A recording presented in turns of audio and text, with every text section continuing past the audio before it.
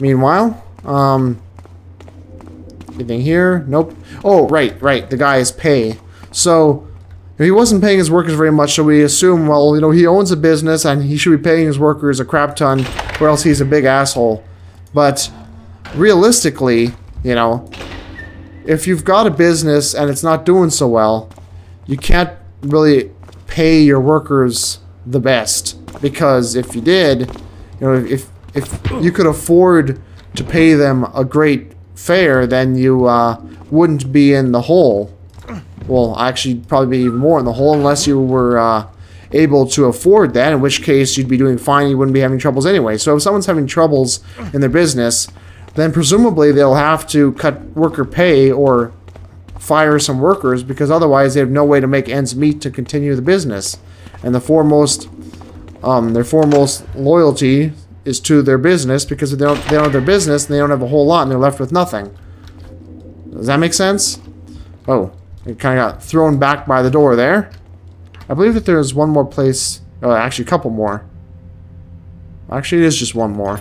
But it's got two upstairs. Two upstairs for some reason. Huh.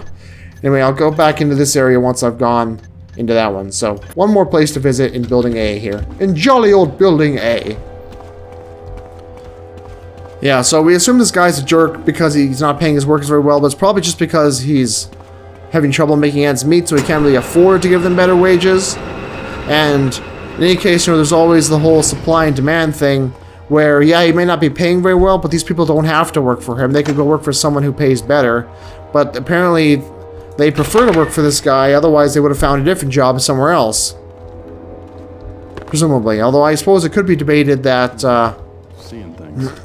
that the job creators kind of set a wage standard. So, like, if someone's paying his guys crap, then other people who have jobs or are making jobs in a similar area may be inclined to stop. That's kind of weird.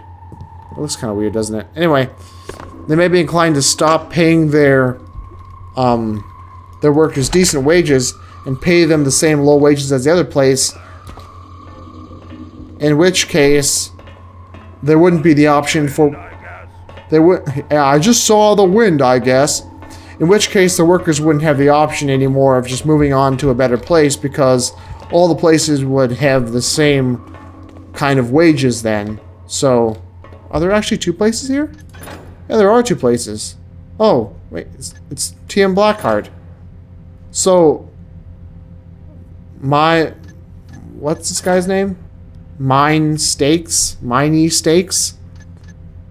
I think it's supposed to be two L's, so it's Mine Steaks. All those L's are set apart strangely from the rest of the word. Huh.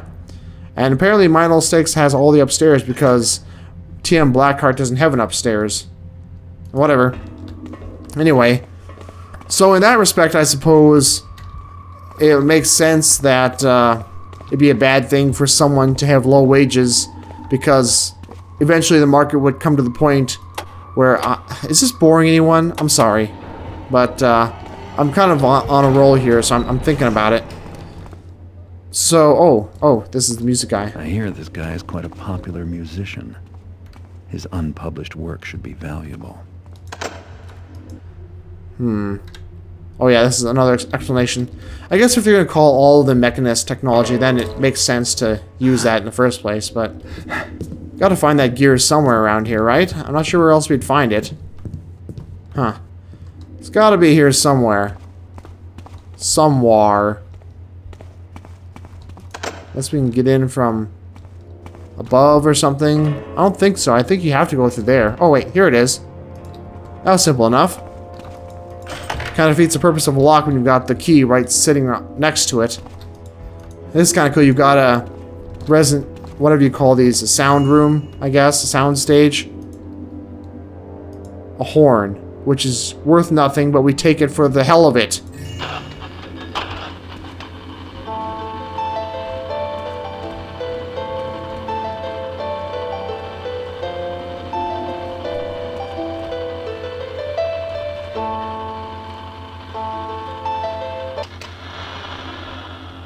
That's cool.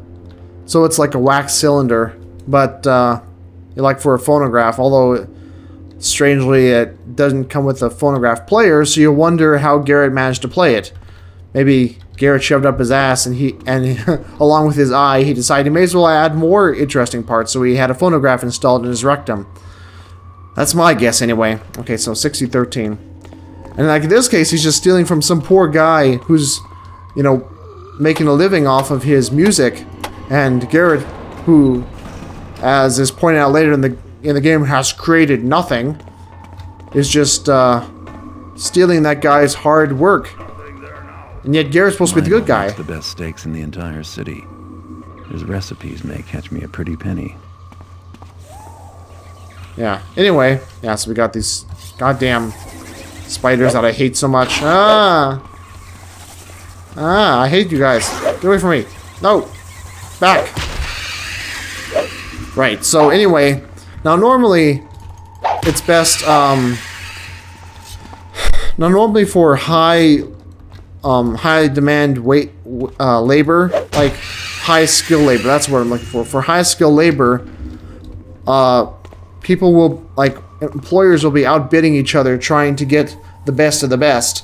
But in a situation like this, where you just need cheap labor to move around crates, you know, that's not really the case. So I suppose that in that situation, it wouldn't be quite the same, because you know, there's nothing that makes your laborers of higher value than anyone else's laborers. There's no reason to pay them extra for their hard work, because you know, you could replace them easily. Huh?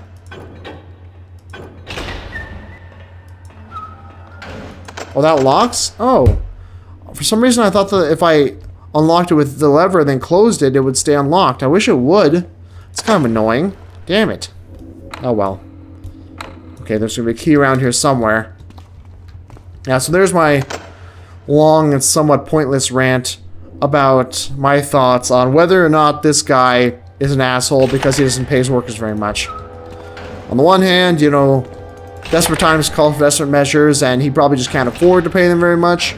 But then on the other hand, they are low-skill laborers, so he probably wouldn't have any reason to pay them much more anyway.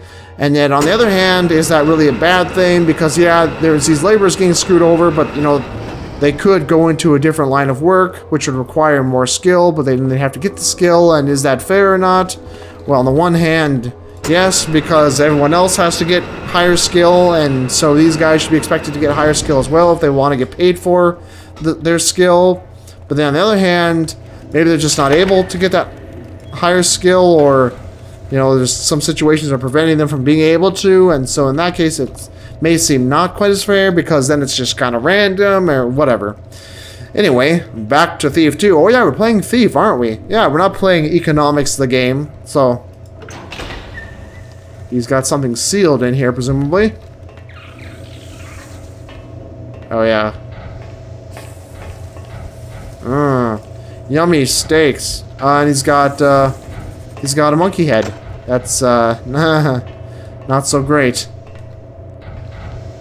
What? Nothing of value here? What? Come on.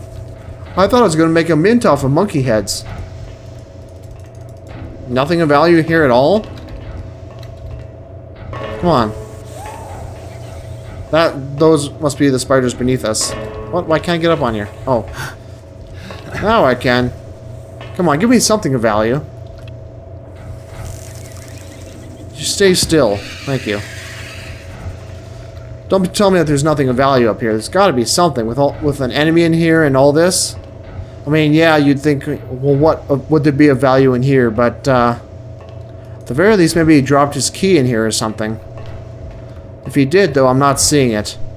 To be perfectly honest, I don't see any special reason to have come in here at all, aside from the glorious view of all the dead spiders and fish and steaks, which we happily took for some questionable reason, and then monkey heads. I don't know what he's gonna do with monkey heads. I'm not locked in here, am I? That'd be some BS. Okay, either that's a bug, and I'm supposed to be able to open that, or there's some other way. Oh, wait, hey, there we go. So it is worth it because I get the key, but it's kind of important that I'm able to get out again. Oh, there we go. Okay. Okay, so it isn't a permanent thing. This pipe is going to nowhere. It's weird. Oh, I see now. I see. I was like, how am I going to get through there when I don't have any rope arrows or anything? But now I get it. Alright, fair enough. I thought that the sound of that door opening was supposed to be that door, but it was just bugged out, and I was slightly on the verge of freaking out there a little bit. But mercifully, it is not as it seems. Good. Okay, I'm ready to open that. Alright. No need to worry about that. I can go on down.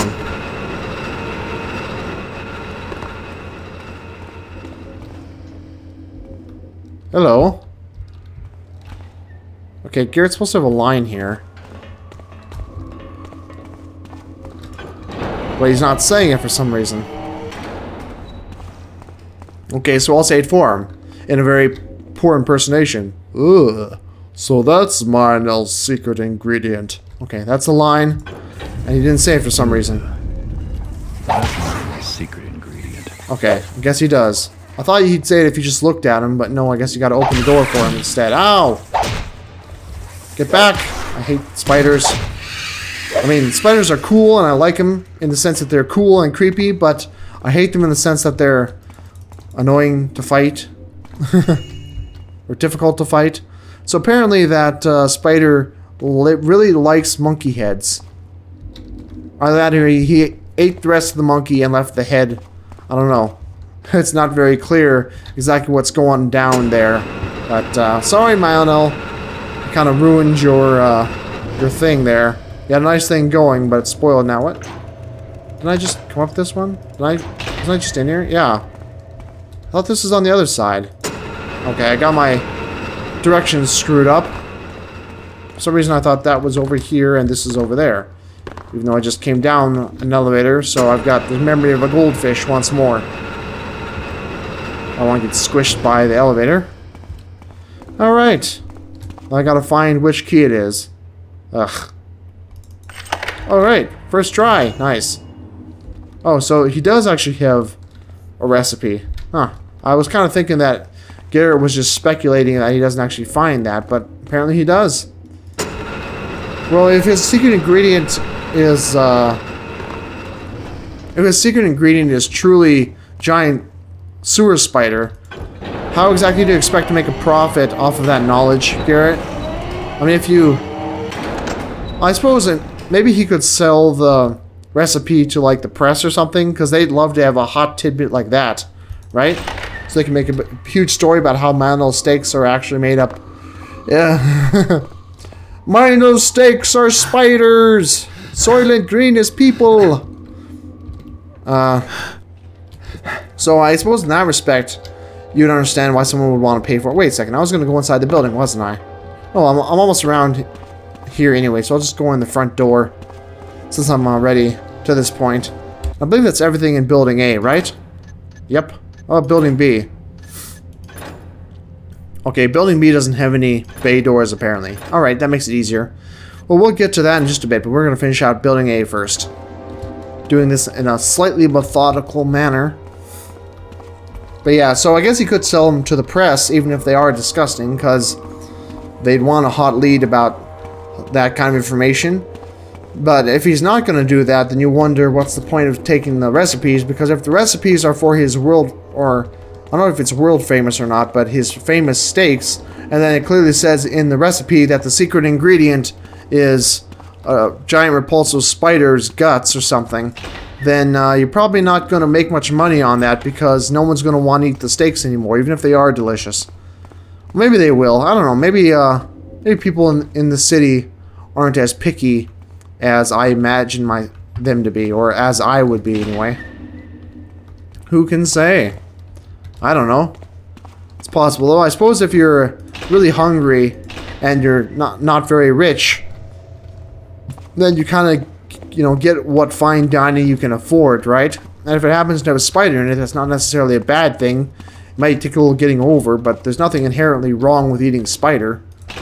You just kind of, you know, consider it to be disgusting because we're a very picky westernized culture who have been blessed with an excessive amount of money and the ability to afford to be picky as hell, while a lot of other people don't have that. Yeah, okay, I missed a hallway down here where there was a metal watcher. I know that I did. I'm not sure where it is, though. Anything there? Nope. Got all these unlocked. We made it down that other hallway there. The one that I just turned away from. Oh, you see some more clipping there. But that's within that object. That's a single object, so that's a little different. It's the same principle, but you know, that's just because of that single object. It's not because they put things together in the game itself. If that makes any sense. Okay, well, I guess I've been in all these areas already then, so we will move on. I like, though, that they have these orange doors that can only be opened from the other side. So then once you've been to those areas, it encourages you to go to those areas first, and then you have the freedom of moving around wherever you want, which is great. I'm glad that they had these doors to connect everything, because, as I said, it makes everything very non-linear. And then you can enter this area whenever you want. But making it so you have to open it from the other side makes a lot of sense, otherwise it'd be too easy. Now, this is the first time you see the Watchers, and we've already seen these technically in Thief 1/Thief Gold in Shoals Gate. Not Shoals Gate. Sorry, that's this game. In Crag's Cleft, we saw like a periscope hanging from a ceiling in the prison there, and it would just kind of turn back and forth, and it didn't make any sound except for when I tried to hit it with my sword, and then it sounded like an AI falling over and dying, which is kind of funny. But this is the exact same thing. They were just Watchers like these, except these have proper sound effects and a really, really cool style to them. I love the way that they look like these big, creepy masks with a staring eye, and when it sees you, it changes color and stuff. At least that one thing does. And then they sound alarms, which is, again, really cool. And it goes really easy on the player for the first one, because, I mean, there's the off switch right there, so no problem. Makes for a good gameplay design, though, I'd say. Or level design, I mean. Because then you learn all about how they work the first time you see them. Okay, we're already in Building B. I getcha. That's why there's that metal watcher. Technically, they're called the Builder's Watchers, I believe, and those guys just called them Metal Watchers because they didn't know that they're supposed to be metal, or Builder's Watchers, I think. Or what are they called? They're either Builder's Watchers or Watchers of Karis or something like that. I don't know. Anyway, very obvious secret door. I feel like a boss because I'm getting so many secrets, but they're just glaringly obvious. I don't even really remember all of them. It's just, I'm finding them because it's so simple. Anyway. That sounds strange, because one guy was saying how his thing is running out of business. Maybe that's just a shipping business, and that's unrelated to the warehouses, huh? Because this guy's now saying that his dockside warehouses are making all kinds of money. So this must be, the warehouses must be separate from the guy doing the shipping. Okay, I thought that they were the same, but evidently not. Guess it makes sense. Okay, so the mechanists are taking over a lot, and they threaten him. Okay. Yeah. Alright, just a little bit of information here. Kind of neat stuff. I'm glad that it's setting up all this information that will come into play later. Not directly, like, it's not important that this guy is having trouble with his tenants or anything like that, but it's setting up the world, and you kind of get an idea of who the mechanists are and what they're doing and that kind of stuff. Ooh. Yummy. Look at this. Garrett's such an amazing thief. He can steal the plate right from underneath some apples without even disturbing a single apple. Wow! You know you're good when you can do that. It's like pulling the tablecloth out from underneath the china, except for the tablecloth is solid and curved, and that's physically impossible. Wow, he really is a master thief. So, let's move on down. I believe that's everything for up here. It should be everything for Building A as well. Yep, looks pretty cleared out. So we can move on to Building B.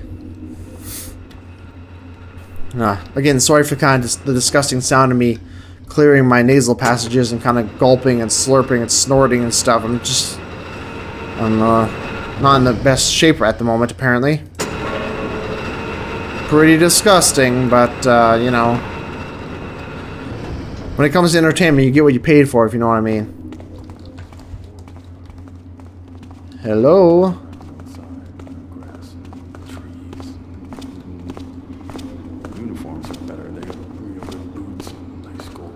You've made a big mistake. I was listening to what you were talking about. Silly guy tricked me.